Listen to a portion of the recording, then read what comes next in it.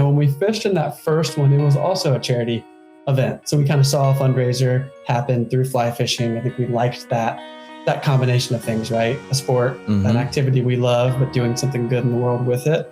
And really wasn't a part of my senior project. It was just a natural extension of it. I decided, you know what, let's do our own charity tournament, and it can help out some of those women that my mom used to talk about, being in the chemo chairs in the infusion rooms next to her, and understanding that some of them would miss their next appointment because of financial issues. We wanted just to raise money for that cause up there at the time. But honestly, I was a senior in high school doing this with my English teacher. I was about to go off to UNC Chapel Hill for college. I don't think we had an idea that we'd even do another tournament, let alone start our own nonprofit. So it's amazing to see 10 years and $1 million raised later, and all that we've done on the competitive side and on the retreat side.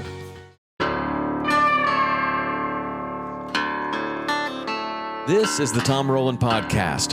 Fascinating stories to amaze, encourage, and inspire you in fishing, fitness, and the outdoors. And we're brought to you by Black Rifle Coffee. I started this podcast as a way to connect with my friends, people that I admire and respect, and you.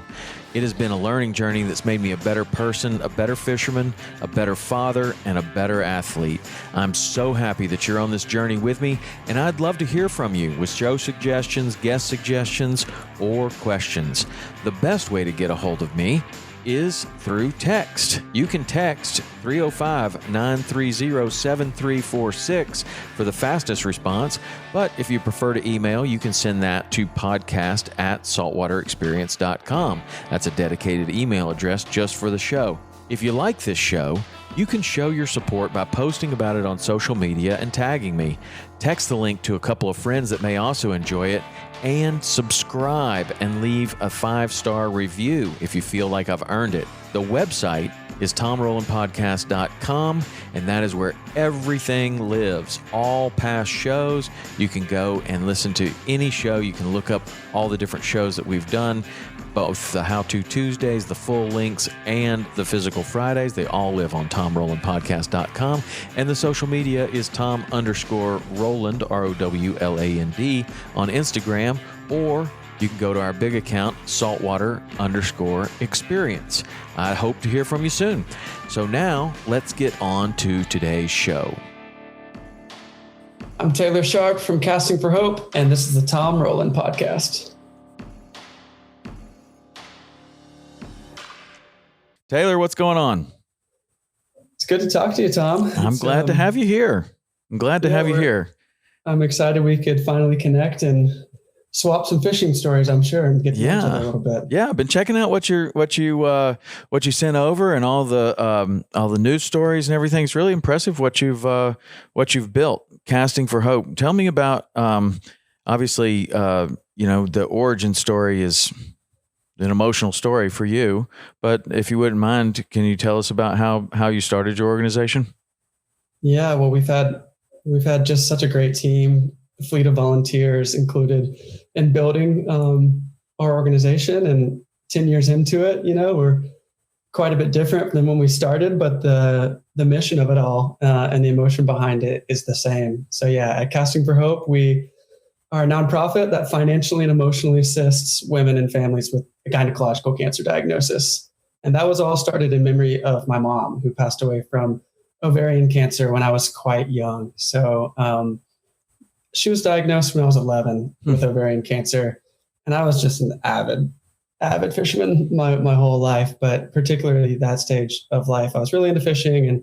And she had a couple bouts with ovarian and a couple periods of remission, but it was in my junior year of high school when it came back for the last time. And I had an English teacher at my high school, John Zimmerman, who was quite into fly fishing. And I'd grown up fishing for bass in golf course ponds and, throwing a rooster tail through the streams of North Carolina.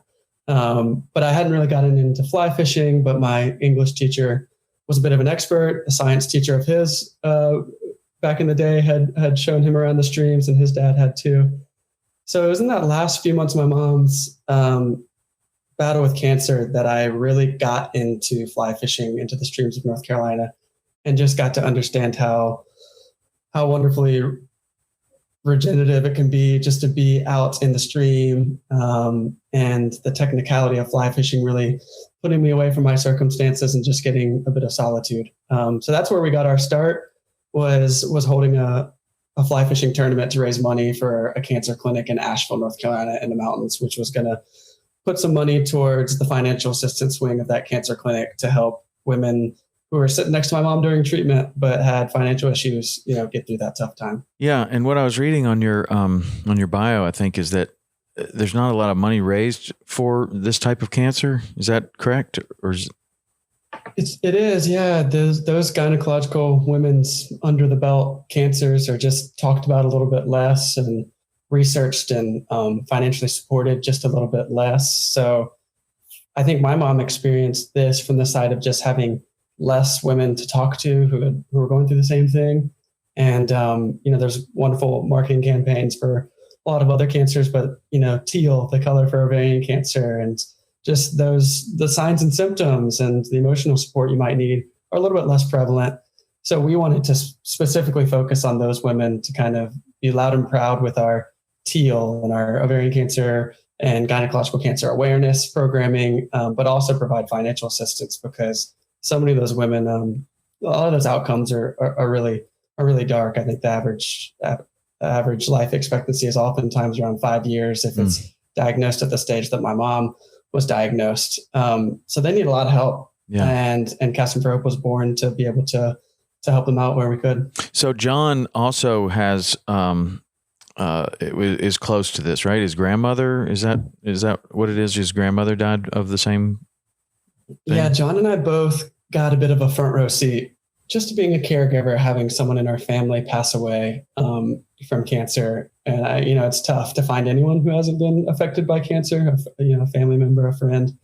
But he and I both understood two things, I think. One was that fly fishing and just getting out into the streams is the first part, getting into an area of the world that has clean enough water for trout, and the act of wading out in it and kind of being focused on the technicality of everything you're doing is a good way to get away from everything else on your mind and just to relax a bit. So we both definitely understood that from personal experience. And then we also just had a soft spot for helping out families and who are going through a cancer journey. And that's where Casting for Hope was really fused, this idea that we can take our love of fly fishing and our understanding of how fly fishing can be a positive impact in someone's life and use it to fundraise too.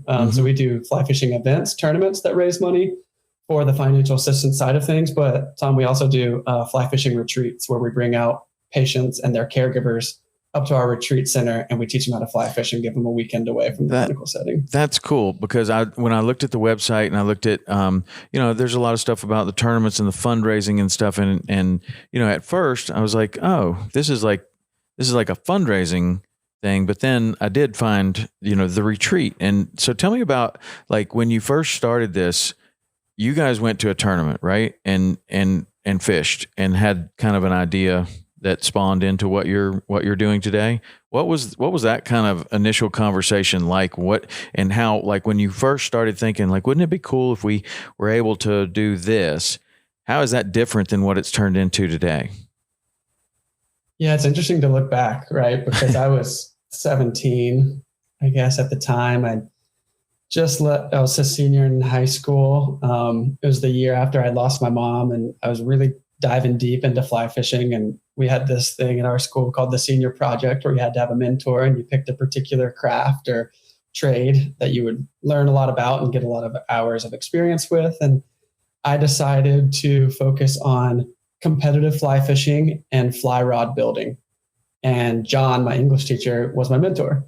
So we not only learned how to build fly rods, he taught me how to hand make fly rods, but also we fished in some events. So that was kind of the part of my senior project. It was a lot of a research paper on fly fishing, but it was also the act of building fly rods and competing in these events. And when we fished in that first one, it was also a charity event. So we kind of saw a fundraiser happen through fly fishing. I think we liked that combination of things, right? A sport, an activity we love, but doing something good in the world with it.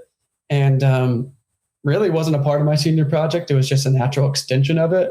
He and I decided, you know what, let's do our own charity tournament, and it can help out some of those women that my mom used to talk about, being in the chemo chairs in the infusion rooms next to her, and understanding that some of them would miss their next appointment because of financial issues. We wanted just to raise money for that cause up there at the time. But honestly, I was a senior in high school doing this with my English teacher. I was about to go off to UNC Chapel Hill for college. I don't think we had an idea that we'd even do another tournament, let alone start our own nonprofit. So it's amazing to see 10 years and $1 million raised later, and all that we've done on the competitive side and on the retreat side. I don't think we would have believed you if you'd have told us that we were going to do that. Because at the time it was just the spring before I graduated, putting on an event. Yeah, but that's awesome. I mean, you really, you created this vision of what you wanted to do, and then you followed through on it. That's really amazing. What do you think was responsible for that? Because there's so many people that, have these kind of goals or kind of ideas of something that they want to build, and they don't follow through on it, or they don't build it. What do you think was different here with you guys? I think first of all, I was, really benefited just by the support that John had for my idea on this, and this cumulative idea we had together to do the tournament. I think he was already really supportive of me as a teacher, and as someone to take me out to these fly fishing streams, and I like to say that a lot of John taught me most of what I know, and fly fishing, a lot of the gear I was using in those early days he owned, so I have all of my fly fishing journey kind of to thank for him, or to him to thank for, that. But then also on the other side of it, I think when you're starting a project that just has such a heart to it, right? It's so closely tied to who you are. And I think for me and John in that case, we really had a heart for the fundraising we were doing. And for me in particular, my mom left me with this quote of, you can focus on your problems or you can focus on your purpose. And I think for me, and I think for John and Kathy Hayner, our executive director, and everyone on our board and all these volunteers, we've all kind of taken on that mantra of, in some way, this is our purpose. And when you start pouring a lot of energy into that, I think you can be surprised with what comes of it. Yeah. I mean, seriously. And you've done a really good job with that. Tell me about the retreat. How did you make that a reality? Like, that seems like a marquee property, and now you can use it for all of these different things, the tournaments and the retreats, and having the patients and the caregivers come out there. That's really an amazing part of what you've been able to create. How did you make that happen, or even identifying the property and seeing that it was possible? I mean, it's a big vision for and I'm sure maybe it didn't happen when you were 17, maybe it was a little bit longer, but even then that's a big vision, to make happen. I feel like always with Casting for Hope, there's a big story attached to how we got from one thing to the next, or how a new person came into the fold, or a new idea. But with the retreat center, that definitely has a big story. In the beginning, we were just a one-off fishing tournament, so we thought, until the competitive circuit at the time wanted us to do another event and promoted us, and we started doing more fundraisers. And then we thought, well, we don't want to just do tournaments as fundraisers. We also want to get these patients and their caregivers out into the streams. We want to host a retreat. So the first 2 years, actually, we just leaned on a family friend who had a mountain house nearby to a stream. And pretty funny, we hardly got to do any fly fishing, because we got there and it rained nonstop. We got rained out. We did fly tying sessions. We talked all about fly fishing. I think it broke up for a little bit. We did a casting lesson in the yard, but really the most fly fishing related thing they did was watch a river runs through it. So those first couple of retreats, didn't really offer the fly fishing as much. But what we did learn is that, gosh, these women and their caregivers really needed that weekend away. They really needed to get outside of the everyday, struggles of cancer, because it's pretty all encompassing of their life. Everything they kind of were doing are geared towards it. And to get away from the clinical setting, to meet other people who are going through the same thing, to be able to talk about it in a way, they could really let their guard down and talk about it with other people who knew that experience. So that's a thing we learned for sure, is these retreats are as much about the fellowship as they are, the fishing. But then the retreat center, we the retreat center is where we held our first tournament. And when we were looking to do this, when I was in John's class in high school, we were calling around trying to find a place to hold an event. And as you can imagine, fishing clubs were saying, well, hey, like a Saturday in the spring is kind of prime time. We've got bookings. It might be difficult to find a time for you. But finally, we talked to one fly shop that had a guide service and they had access to some private water. And he said, we're happy to let you have it on a weekend, but heads up, it might not be available for a while. So I'll check the calendar and let you know what I find. And then he comes back and says, hey, we've got this April 20th weekend, if that works for you.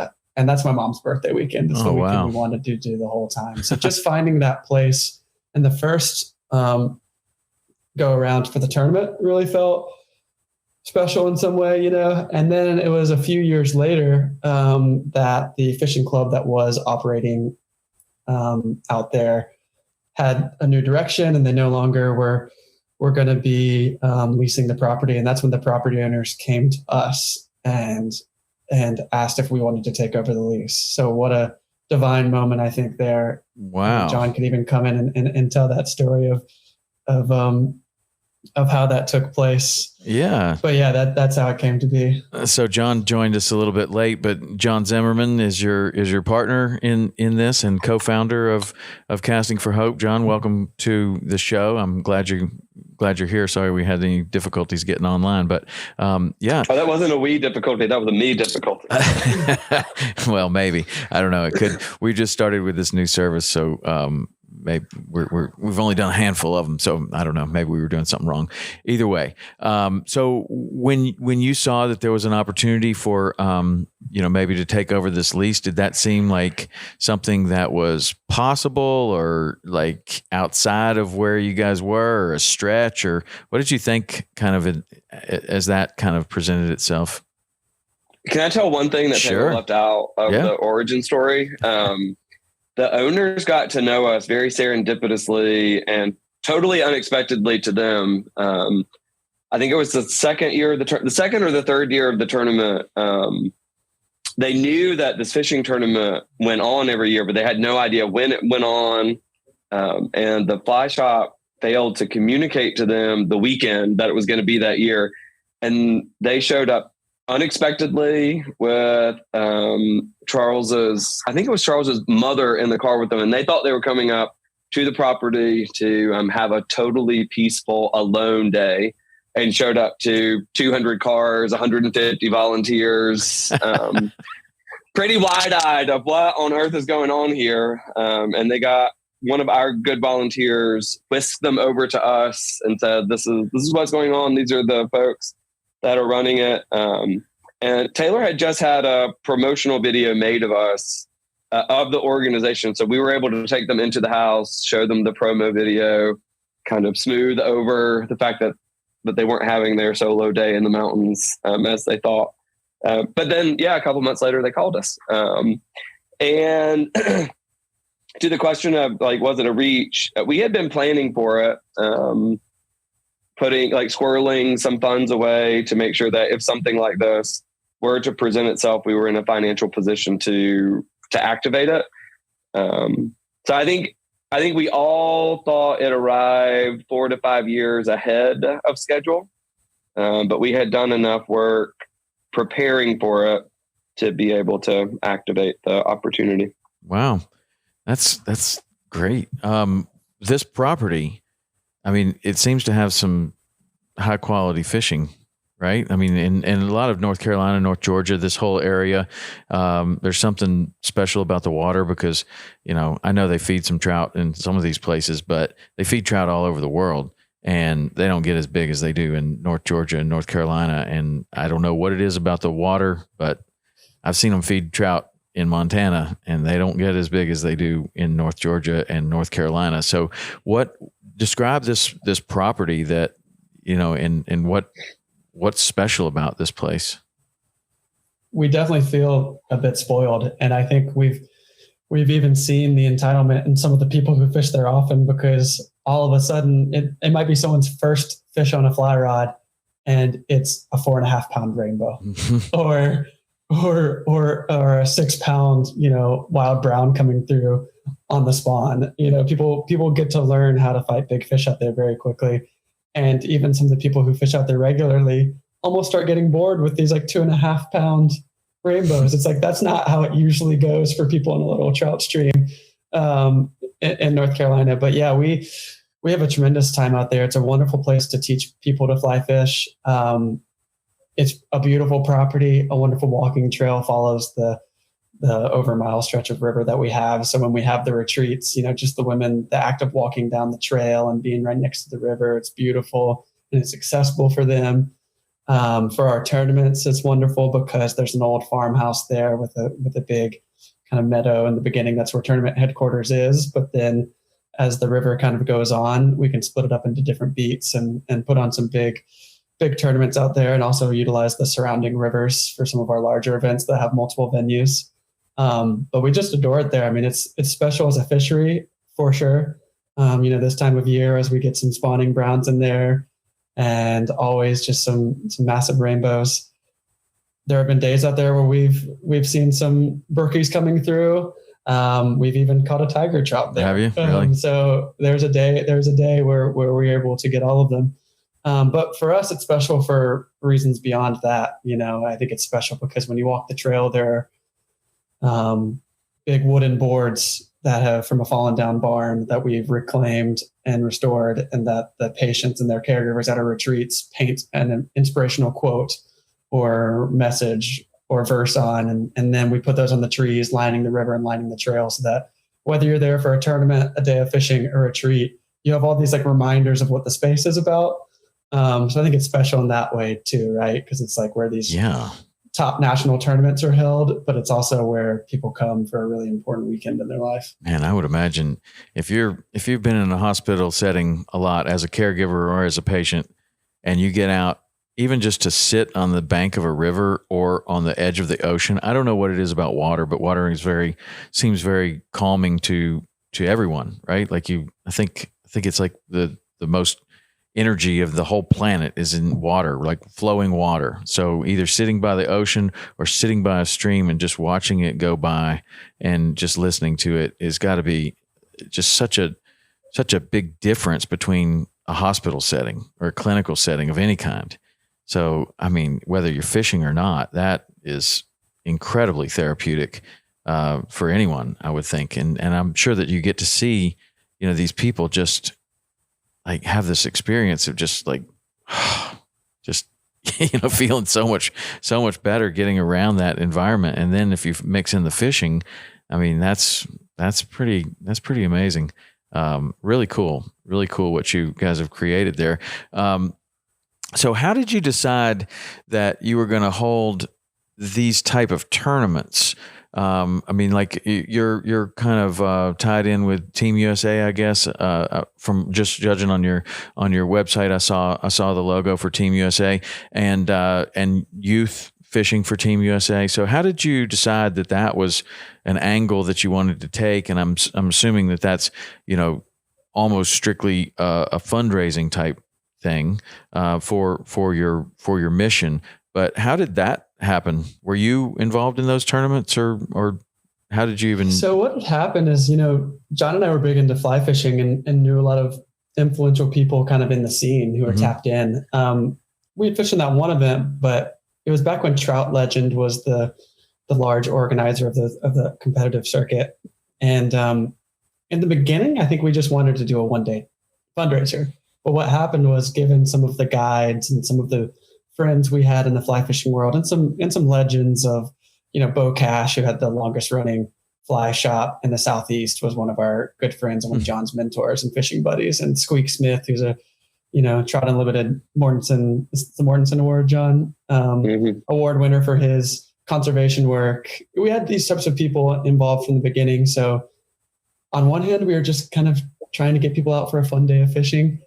But then the Team USA youth team came, and some of the top guides in the area came, and it got competitive really quickly. And I think credit to John, he had done some tennis. He was a tennis coach and had done a lot of tennis tournament organizing in his past. So he knew how to organize an event. And I think we had a compelling story, with me being a young person doing this in honor of my mom. And then there was a great venue and the right people came out to that first one, and it all just clicked. So Trout Legend said, hey, we would love for y'all to do this again. We'd love to promote you to an even like higher point ranking tournament. And all those Team USA people, especially the youth team, said, hey, this is a great practice ground for us. Mm-hmm. And as all of the top anglers, I mean, some people coming in from Oregon and Washington and Colorado, and certainly from Pennsylvania and Georgia and Tennessee, all over the place.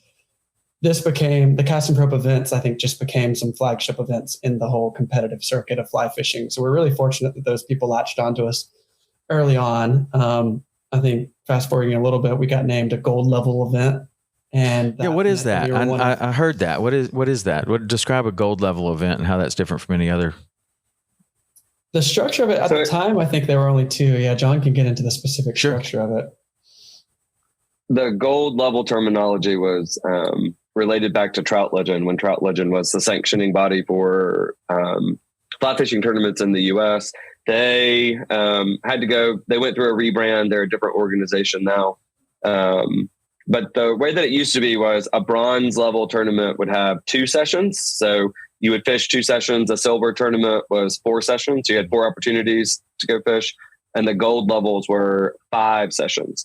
So the tricky part about it's easy to put on a bronze tournament because you really only need one piece of solid water for that. Mm-hmm. Because you can flip it. You can fish the top half in one session, the bottom half in another. But for a 5-session event like this, where everybody's going to have to fish all 5 sessions, you have to have 5 pieces of water. And 5 pieces of really high quality water is difficult in a small radius where somebody only has to drive 30 or 45 minutes and then they can be at their next high quality water zone. As those are far and few between. We were really lucky to be in Western North Carolina where we had access to 5 pieces of consistently good water. Wow. Is all that on your property, or that's not all on your property? It's near your property. No, right. So we kind of a fun part of it, I think, is the diversity of water. Mm-hmm. That John's getting into now with the different venues. Yeah, so we do 2 venues on our side. So Big Rock and Little Rock, and then the upper and lower North Toe and Spruce Pine and Cane River and Burnsville. So just having that number of pieces of water that work is tough. So I think it's one of the reasons we got bumped up to gold. As you were saying at the beginning, of North Carolina and Georgia, it's difficult across the country to find that much good trout water so close together. And those gold level events too, is like ours in particular. There are 2 sessions on venues that are private water. You've got 2 sessions on venues that are public water and are delayed harvest streams, a wild population of fish, but largely a state stocked spot. And then we were utilizing one at the time that there was this little wild creek. So you're going from catching these, you could catch a 8 to 10 pound rainbow or brown on our water. You could be having rec anglers around you at the public water. And then you're in this little wild stream where you're catching the smallest of. Uh-oh. And a little tiger trout or water on a dry fly in one spot. We're good. And you're catching massive fish over on our end. So there's a good diversity of that. So let's talk about the rules. Like in that kind of setup, does everybody fish every piece of water in the way that you have the tournament set up? Yeah. At any given time, essentially at a 5-venue, 5-session event, which are gold level 3-day events where there are 8 teams of 5 anglers. And so at any given time, you've got 1 teammate on every water. So you have 8 different people on different teams at each venue, and you kind of swap around throughout the entire weekend. So yeah, every individual angler fishes all 5 venues, and at any given time, you've got a team represented, 1 person at each venue. And how do you select the water? Like, do you draw, or is it based on something that you get first choice, or how do you determine that? In the early years, it was very simple in that first event, because it was, when you only have 2 sessions and pretty much 1 piece of river, name out of the hat, beat, draw type thing. But we have a much more advanced system now. John, do you want to get into Phipps Moosh and our beat draw process? We went through, I don't know, a 24, 36 hour work task of creating a draw that works so that all beats are fished every session. Nobody fishes, the same beat behind a teammate immediately. It's incredibly complicated draw system. So we created it correctly one time. And now what we do is we have the draw, and we will draw for team spots. So the draw has, now if you see it in blank form, it goes down each of the, Taylor, I'm blanking on the word, not the groups that they're in, they're flights. So there are 5 flights, and there is a spot for every team in the flight. So the first thing we do is we draw all 8 teams out. And they go in the team spot. And then from there, we draw each of the 5 team members out, and they become team members 1, 2, 3, 4, 5 across the flights. So it takes us about 30 minutes to do it live now in person, where I think the folks who try to do it pull the things out of the hat and then redo. It's hours. It takes hours and hours and hours for them to get the draw done live. In order to make sure that no teammate fishes the same, beat on any of the rivers, it's just, it's a huge process there. So we've figured out a right thing, and then it's randomized, and you get what you get. But immediately it's interesting from a competitive standpoint when these flights are determined, especially when we have some of these, you kind of knew who some of the usual suspects are. We've had some, great members of Team USA who have been world champs coming in and national champs, at these events. So all of a sudden, when you see one flight that's stacked with 2 or 3 of the best anglers, you're thinking, A, that's a flight to watch because they're going to be going neck and neck. But B, it really decreases their chances of being able to win the event because all of a sudden they're kind of cannibalizing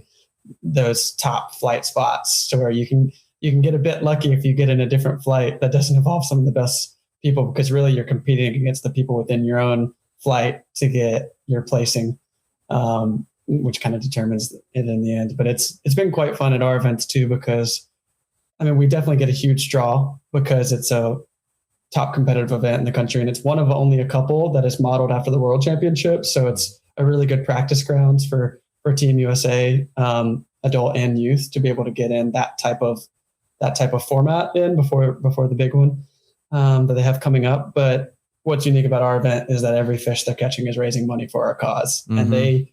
And some of them get just as into the fundraising as they do the competition, which is great. We have an online platform where they can go out and get pledges made of donations per fish they catch. And so every time they're catching a fish, you're seeing the fundraising total go up throughout the weekend, and they're going out to their communities, their friends, their families, and saying, hey, I'm fishing in that we just co-hosted the U.S. Youth National Championships. These are all kids under 18 who are trying to get their spot on the U.S. national team to be able to one day fish in the World Championships. And they're going out to their communities, these 14, 15-year-olds, saying, I'm fishing in the national championship, but also I'm raising money for this cause for these women in North Carolina. And that's happening in Washington and Colorado and Pennsylvania. So it's pretty amazing to see. And at some of these events, we've seen $40,000 and $50,000 raised just by the fish caught that weekend. Really? Wow. So it's tremendous to kind of have that energy of, okay, who's going to win? But also, wow, everyone's raising a lot of money. That's super cool. The competitive deal, I got some friends that are on that team, and it's interesting because there's a lot of different techniques. And I'm sure that, like when you're just out there fishing with, the caregivers and the patients and just other people, it's just, you're just kind of fishing. And then you see these guys come in and especially the young people now, what kind of techniques are you seeing the Team USA and the people that have the aspirations for to pursue those type of tournaments? What do you see that they're doing differently than your average angler on the public water? John can go into this further, but the quick thing I'll say is that in the 10 years we've been doing this, putting on events, we have seen the evolution of gear and style of fly fishing of like into the Euro nymphing style. I mean, it was like, I remember when the first person had that rod, and then next year half of them did, and the next year all of them did, you know, in that style of fishing. So I would say Euro nymphing comes to mind for me, John, in terms of a style that has really taken over competitive. I'll make one comment about why our events have been so successful. I think the Taylor and I are much better organizers than we are competitive fishermen. So we put our energy into our skill sets. But we do okay when we enter an event. I definitely the European kind of high stick nymphing is really dominant. I have seen a lot of anglers going back, especially in skinnier water, using their Euro nymphing rods, but going back to old school things like dry dropper rigs on skinny water. Another thing that I've seen, especially in the last 5 years, is micro streamers have become like all rage across the competition fishing scene. So many of them are using those little tiny number 12 and 14 micro streamers. Wow. And that's working on the big fish in your water. Those little tiny things. I think what they love about it is they can fish it as a nymph, right? Like, so they can cast it and they can dead drift it going down, bobbing it a little bit, and fish it as a little wounded fish. Or, you know, those little micro streamers could be a big stonefly trying to get to the surface for that matter too. But they can do it that way. And then they basically get two casts out of the same fly or at the same drift down and then jerk back up. And so they get two drifts.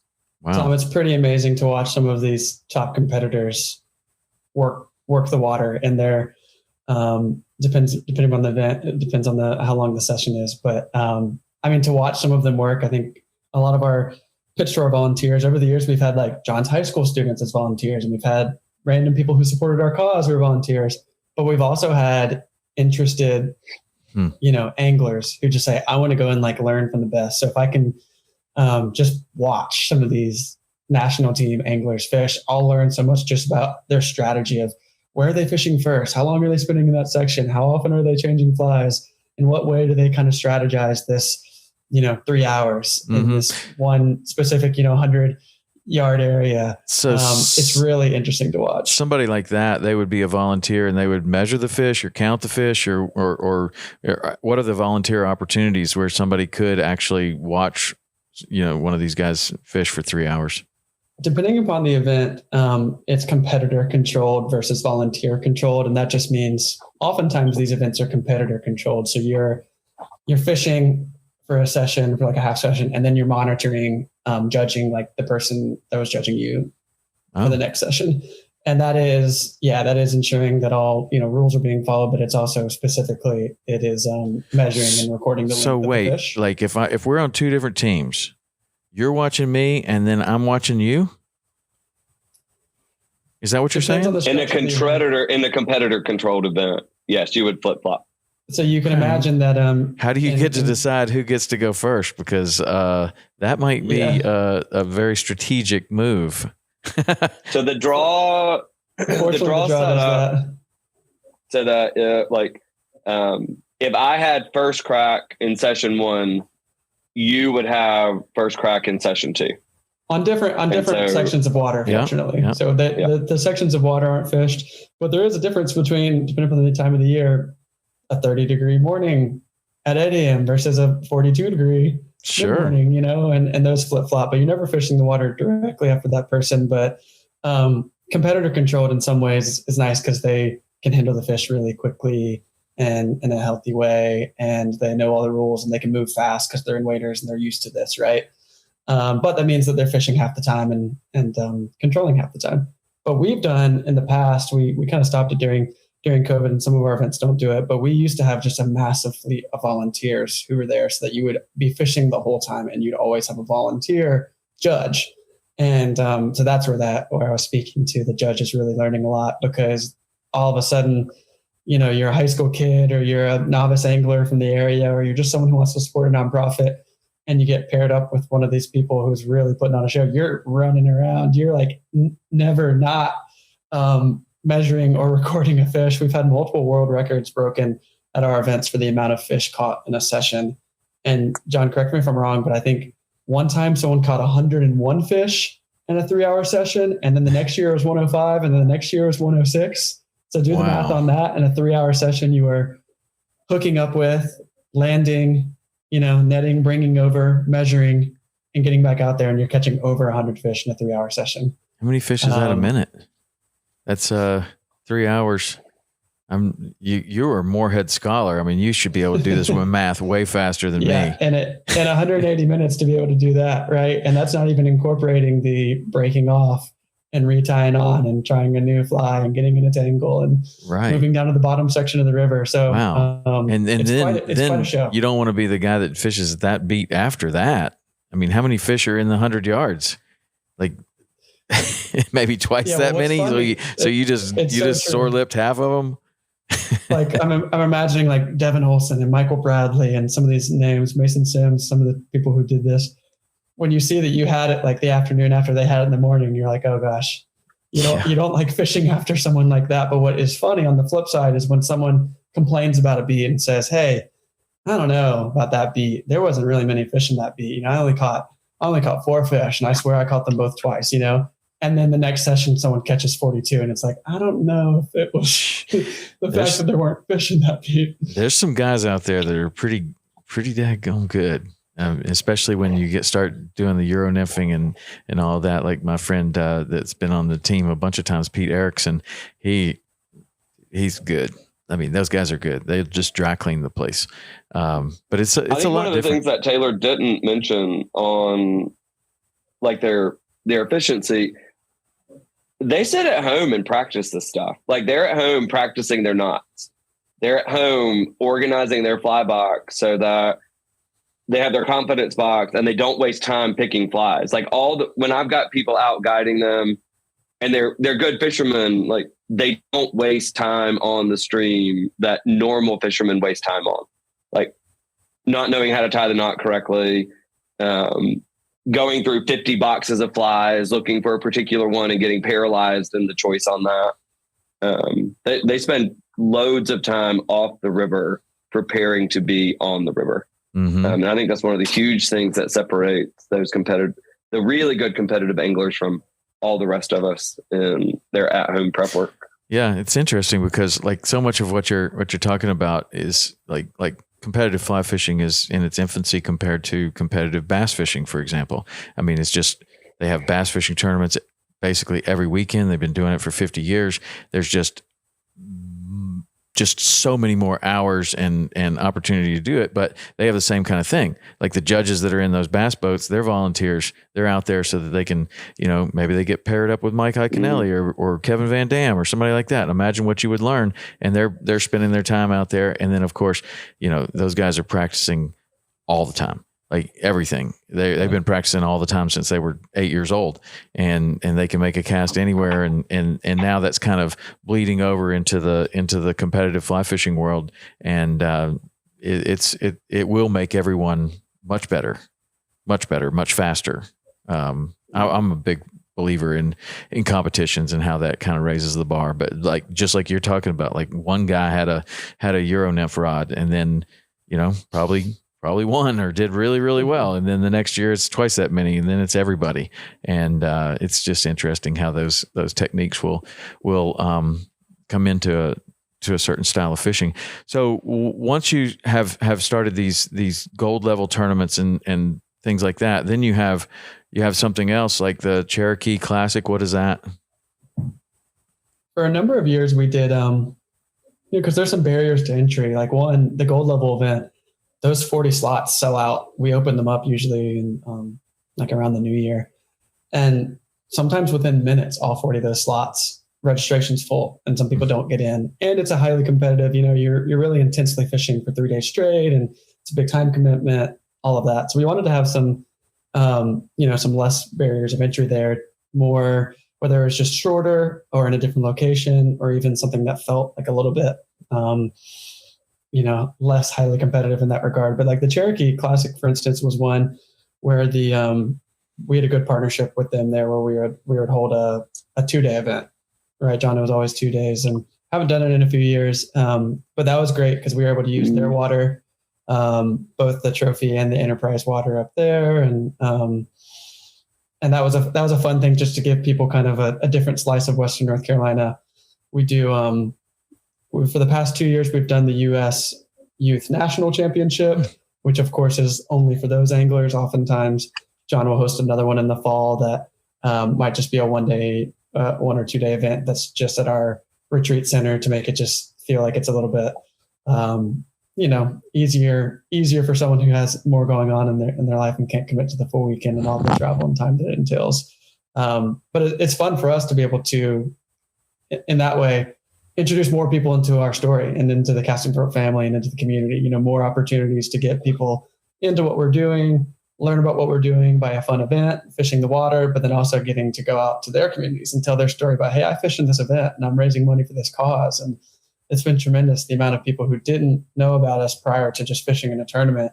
And now we're coming up to volunteer as guides at our retreats and are going out and introducing their business to us to do a sponsorship of the next tournament. Those sorts of things are really important. So we've really organically been able to grow our donor base just as the amount of people who have fished or volunteered at our events. That's really cool. I like how you have figured out how to have these competitive events and really in the most competitive fashion, towards Team USA, and also raise money and stay true to your mission. That's pretty impressive. Whose idea was it to raise money like that? Like take pledges based upon the number of fish that you caught? Is that something that you had seen somewhere else, or did you, who came up with that idea?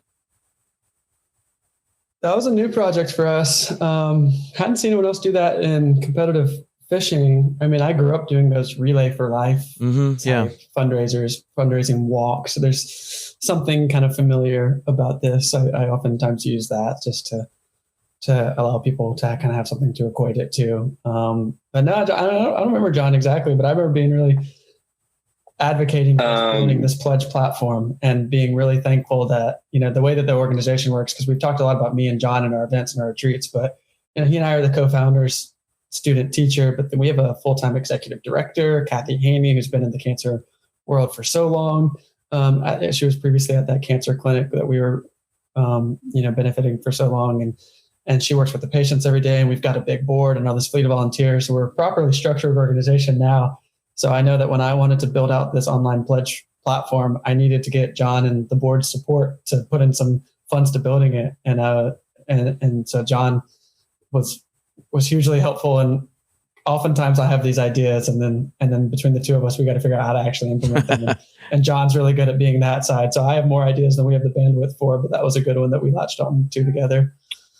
It originally started with an angler wanting to do it. An angler wanted to get this pledge thing going. And so back in the dark ages, it was a piece of paper. We sent out a form that had, a blank for a name, phone number, email address, and the anglers would go out and get people to sign the form and get their pledge in. And then they'd hand those in when they came to the tournament.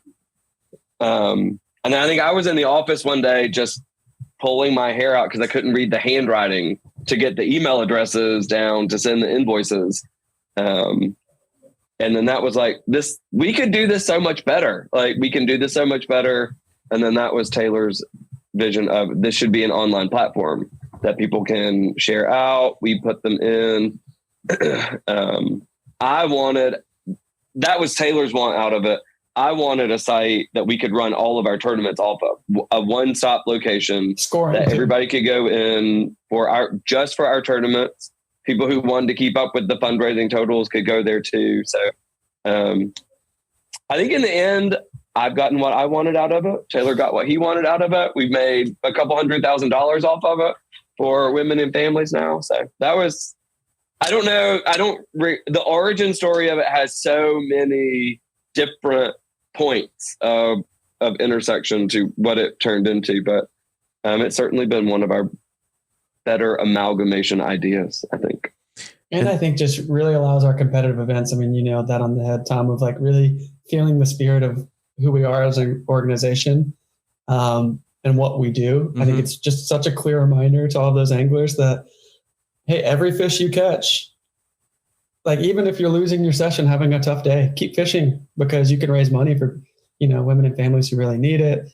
And, you might not be winning the event, but you can try to raise more money than you did last year, and I think that's been a good, really healthy reminder in the messaging of this tournament this competitive tournament series that we've started underneath Casting for Hope, is that, hey, it's all really in line with our mission. And we've really been blown away by how much the fishing community has embraced that. Wow. And then it's one of the really fun, I'm sorry. Go ahead. It's really fun to watch the anglers get as upset about dropping a fish because it's not going to go on their scorecard as it is about the $50 that's not going toward a picture. Right. I get that. We get that so many times of people just kind of having that crap moment because they know that every fish that they get is $50 and they just lost $50. So that has been a really powerful thing too. So you've also expanded this out to some other things. I saw the 5K run. How did you decide to do that? And that's a really funny one because when we were raising money for the Hope Chest, originally we had built up, quite a bit of liquidity with them. If I needed to go spend some money to raise some money, there was a pot of money there to do that. We had raised it. We kept some back after every event as seed money for the next event. This is when it was just me and John raising money for another organization in the early years. And then we decided we wanted to do our own thing. And then we left all our seed money behind. We had no money. We were starting over totally from scratch.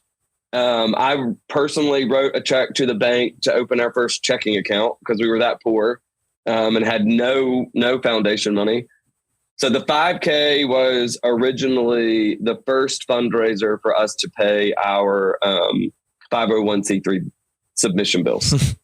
So the 5K, we haven't been able to do it since COVID hit, but hopefully it is making a 2023 return. So you should have a category where you run it in waders. Yeah. Yeah. I mean, I figured that was going to be the number one thing is like the wader run. Yeah. From the bottom of the property to the top. Yeah. One thing that was cool about the beginning of that is, it got us away from the fly fishing stuff we've been doing kind of exclusively. But one thing that felt very true of that event, that first event, was that it was another one of, I was off at college, we were still running our tournaments, but we were, Kathy Haney, who's the former executive director of the nonprofit we were raising money for, saw enough of a need, kind of what we were talking about at the beginning with this gynecological cancer patients in particular. She wanted to start something that was going to advocate for them and fundraise for them. And similarly, John and I kind of had an interest in earmarking some funds for those women in particular because they were a bit underserved, and I had the closeness to that. So in that early years when we were deciding, okay, we brought Kathy into the fold, and now it was the three of us starting Casting for Hope, the 501c3.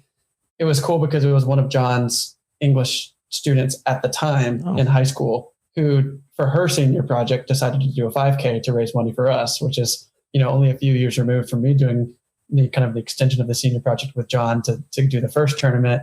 And a lot of our events, I mean, almost every year we have a couple interns who are high school students in my hometown who, were taught by John. And at some of those events, when we do have a lot of volunteers, there'll be 40 high school kids out there volunteering and setting up their hammocks and their tents in the woods and volunteering for us, putting in a full weekend of service hours. So it's been amazing how we've kind of stayed true to that young person service element too. Mm-hmm. There's like a whole, in my small hometown, in our small hometown where John grew up to, of 20,000 people or so in Western North Carolina, everyone seems to know about Casting for Hope, and there are hundreds of kids every year who in some way donate their time or their volunteering hours too. So it's a pretty special thing that's remained throughout this whole decade, is that young people remain really involved. And that's only furthered by people like the U.S. national team, kind of making their national championship a philanthropic endeavor each year. It's really cool how you've been able to do this, and you've been able to take something that you were passionate about, fishing, and then take something else that you're that you've both had experience with, which is very emotional, and you're also passionate about that, about helping these women that are having issues with ovarian and gynecological cancer, and then mixing those together and creating something that is effective and is unique and is long lasting. And that's, I think, in my experience, you see, I mean, there's several other fishing organizations that are doing some real good. They really are. And, but you also see I've seen a lot of people that have said, hey, this is my idea. I want to do this. I want to raise money for these people or for soldiers or for whatever. And they don't make it as far as you guys did or have. And I just wonder, you have enough time now to kind of look back. It's been more than 10 years. What's the difference between somebody that has all of the things that you have, the passion, they have the purpose and the mission, but theirs doesn't make it and yours does? What's the difference there? What could someone, because I know that there's plenty of people that are listening to this podcast that are very passionate about a lot of things, and they want to help people and they want to do something similar to what you have done, maybe for cancer patients, or maybe it's for some other unassociated thing. But I just wonder if you have enough time where you look back on it and you're like, these are a couple of things that really separated us from having failure or success. And if you could share those with us. The first thing I'll say, I know John will have some good things to add. I think we started so true to who we were in such a grassroots effort. It was a student and a teacher doing something, close to our heart and all, but had the support of like the local fishing community and of fellow students and teachers in the school system, and that grew each year. Like, those communities have remained a part of our cause every year. That our small hometown, we service the whole state of North Carolina, but our small hometown continues to be such a stronghold of where our fundraising comes from, because from a grassroots effort, more and more people every year have seen the work that we do and see the value in it and continue to donate more to our cause. Like, we've really stayed true to that grassroots effort that we began with, but also within the fly fishing community, we've expanded kind of deeper into that community. It's like not just been the one event, but it's been additional events. And it's not just local anglers, but it's anglers coming in from all over the country. So I think we've just really stayed true to this type of communities who we serve and who helps us do that. And just really gradually over the 10 years remained like in that slow growth mode, to that point where you kind of look back and any quick moment, wouldn't show the growth as much, but then you look back and only then can you see kind of like how many changes we've made and how many, growth moments we've had that have gotten us to where we are. I just think we've maybe consistency is a big part of that, because a lot of people will, hope for really, to really move the needle. It doesn't quite happen this year, but you guys have just stayed at it, and over time it's really developed. That's what I'm hearing anyway. Is that accurate? Or? Yeah. The only thing I would add is I don't think people who have like a major passion in mind for doing a fundraising and making it long-lived realize at the outset how much behind the scenes work you always have to do in order to keep those things going. So, I like to say that for every hour of sexy in the fundraiser, there's 5 hours of office work that you have to do for that. There's 5 hours of book work. There's 5 hours of at the computer sending emails or invoices or whatever. So I think people kind of knowing going in that if you want to do the sexy, you're going to have to do the hard work in the office or at home or wherever that is to get things organized, to keep, write meeting agendas, sit on Zoom, to get a draw put together, et cetera. I think that's one area where Taylor and I do work really well together, because he has, as he said a few minutes ago, really great vision skills, and my skills are much more in organizing, like in the organizing realm. And so those two things put together work really well. But vision without organization doesn't work. Organization without a vision, you're just like putting paper clips together. So I think like those two things, you have to have both of those to be, as you said, long lived. Now, and both of you, I mean, you both have other things going on. Like John, you're obviously still a teacher, and that occupies most teachers. That occupies all of their time, doing just that. So you add on all of this, and then Taylor, you haven't told us this, but I read it that you're a Morehead Scholar. I know you don't come by that title. My father-in-law was also a Morehead Scholar at University of North Carolina, Chapel Hill, and so I know what goes into to that. And I mean, there's a significant amount of time that you're having to study and do other things. So at what point do you need to like find a Kathy or find somebody that is going to kind of run the organization, and how hard is that to kind of give your baby over to somebody else and see it running even more smoothly than you could do it?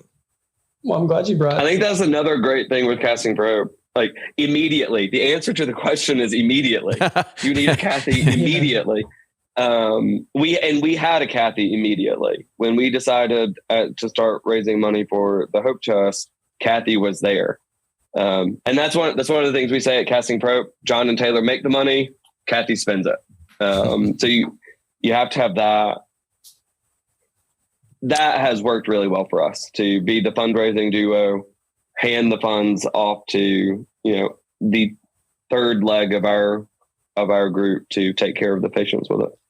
Because I think that goes back to the earlier question of our, success too. It's, we had a really young person with a story and with a vision and community building skills. And we had someone else who had a lot of experience organizing and rallying people together. John's a teacher. He could put on those events. He was really good with being able to keep us on track on,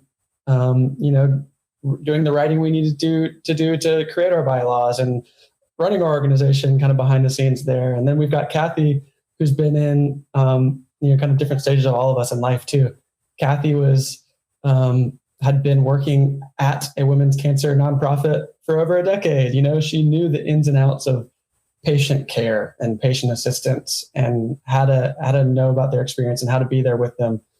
So we had just very vastly different personalities and expertise and stages of life. And I think those combined, you don't oftentimes have that in a founding team. Mm-hmm. So it's kind of nice in that we know really well now how to work with one another, and we know really well what each other are skilled at doing and what we're not skilled at doing. And we fit in really nicely with each other. And that extends out to our board. Who have a lot of, variety of things that they are good at, and these volunteers who fit right into the right place. So I think we've just continued to build our team in such a way that it, we're really dynamic there. And yeah, like John said, we're good at with these ideas of running events and putting them on and raising money. And Kathy's really good at working with patients every day. And like Kathy and Casting for Hope, through Kathy, is oftentimes the first call that when a woman hears about her diagnosis from a doctor, and then she goes and speaks to a patient navigator. Oftentimes a patient navigator on that day is saying, hey, you got to call Kathy because right now Casting for Hope can help you. And a lot of these women, as they're getting the news about whatever's going on, they're coming to us because we're one of the few organizations who can offer some immediate, financial help. And people who are, counselors and patient navigators at hospitals know about what we do. We bring these patient navigators and oncologists out to our retreats and teach them how to fly fish too, so that they can tell the patients they serve about what we offer on the emotional assistance side of things. So yeah, just come back to team, that John and I are talking today, but there's so many people involved that kind of make Casting for Hope a go. And we're really fortunate for that. It's got to be so rewarding. You guys are doing so much good for so many people. Really, congratulations for that. That's really amazing. And it's great to see it lasting so long. And there's more to it than just being, passionate about something, and there's more to it than just the organization. I mean, it takes a lot more. I've seen a lot of these organizations start and not quite make it, and other ones that do. And I know there's a tremendous amount of work that goes into it. So good job to you guys. What, a couple of things, what does the future look like for Casting for Hope? What do you blue sky it? What would you like to see in the next few years? John, where do we start? I mean, I think we've done some things recently because John and I, like you said, John's a teacher full time. And still fortunately lives there in Morganton where we got our start and is closer to the action. I'm back in North Carolina for all of our events, but I live in Brooklyn and I'm a filmmaker, and that's my more day-to-day career, and we kind of do this on the side on a volunteer basis, right? But we have one thing recently is that with our growth, we've realized that we need to add more people to the team. So now we have not only Kathy as an executive director, but we've hired someone else as an executive assistant. I think we recognize that it can't always just be relied upon the same people, right? So I think one thing in our growth is just kind of preparing for the growth from an infrastructure standpoint. So that's been really good for us. I think that retreat center, I think I'd be remiss if I didn't say that retreat center, we've been in a long-term lease situation. It's been really great. But I think we have visions for that retreat center to be Casting for Hope headquarters going forward. So if ever given the opportunity, that would be the idea, right? Is to own that property and to build out a nice lodge on it and to be able to expand our operations there too. So we always are speaking that into existence, and we do most of our events in North Carolina, but I wouldn't have expected what we've done 10 years ago if you would have asked us. So who knows if in 10 years we'll be much further outside of North Carolina or not, but that's obviously, there's a lot of great fly fishing and a lot of people with a heart for the cause and a lot of people who need help in other states too. So I guess that could be not something for tomorrow, but maybe something down the line. Nice. John? Yeah, I agree with the last thing that Taylor said is kind of a blue skying for Casting for Hope. And I think this is something that we've learned at Casting for Hope is you have to be patient for the right thing and the right person to come along, instead of following every little rabbit trail, because you might meet someone, you might make some money. If it's not the right thing at the right time, you let it pass. Until the right thing or the right person comes along at the right time. So I'm waiting on the right person in the right place at the right time from somewhere out west or in another state close by that we don't have necessarily the network or the contacts to really get a chapter off the ground somewhere else. But I think a chapter in another hot state for fly fishing, with the right person who would be interested in putting some retreats on there, falling under our financial status and creating a chapter. I think that'd be great. Wow. Well, maybe they're listening to this podcast right now. There's a lot of people that give us a call. Live in some pretty good places that listen. So I hope that something happens there. All right. Well, how do people help? If you want to be in the tournament, if you want to donate money, what would you suggest for people that are interested? They want to learn more. How do they find out everything? I think first and foremost, castingforhope.org is our website, and usually Casting for Hope on Facebook and Instagram as well. Please follow along. Please go check us out, learn more, donate if you're able, even from afar, and can't make it to an event to volunteer in some way or to come compete. We have kind of always has been the case, but this year in particular, we have as much need as we've ever had. And we've, along with our growth of more patients needing our help, fortunately, we've kept up our fundraising, but as always, we need to find the right people who can continue to support us so we don't say no to anyone who needs our help, so helping us keep up with our financial assistance request by donating is a huge thing. And if you ever want to make it out to fish an event or volunteer, give John or me an email, John or Taylor. It's John at castingforhope.org and Taylor at castingforhope.org. We'd love to plug you in. We have our April tournament is when our gold level event comes up, and registration's around the corner. I don't know when this podcast is coming out, but usually at the beginning of the year. So if you as an individual or as a team want to try to get in there, that would be a huge crash course into what we do at Casting for Hope. But there are events throughout the year, fishing and not, music events, 5Ks, etc. So hopefully folks can go on our website and get signed up for our newsletter and fit in where they can. Nice. Okay, well, I think that you'll have some people that do that, because it seems like a really good organization that you guys have built, and congratulations for that. All right, well, thanks for coming on the show and telling us all about it. I appreciate it, and you guys should go check it out, castingforhope.org, and you got social media? Facebook and Instagram. We're active, yeah. Okay, all right, well, go check them out.